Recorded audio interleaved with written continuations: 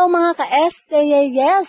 Walang kaabog-abog na sinabi ni Alden Richard na kakansilahin niya ang lahat ng schedule niya para gawin ang Hello Love Goodbye Part 2 kung sakaling matuloy ito. Sa panayam ng ABS-CBN Push, ibinahagi nga ng aktor na sinabi na niya kay Direk Cathy Garcia na tuwang-tuwa siyang gawin ang Part 2 ng pelikula kung saan pinagsamahan nila ni Catherine Bernardo. Ako po, of course, Hello Love Goodbye naman po, made history na.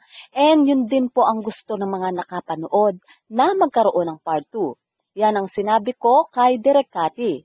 Sabi ko, Direk, kapag gumawa kayo ng Part 2, ika-cancel ko muna lahat ng schedule ko.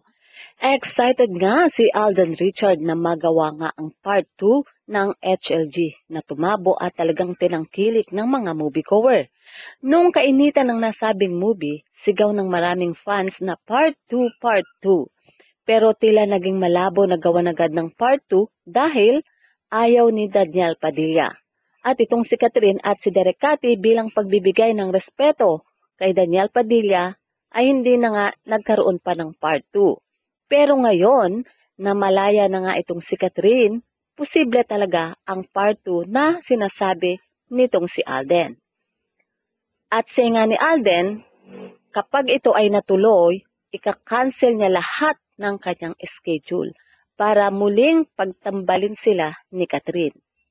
Aba, magiging masaya mga puso ng Kat din. Yes, ano ang masasabi nyo? Well, put your comment down below at syempre huwag kakalimutang mag-like, share, and subscribe.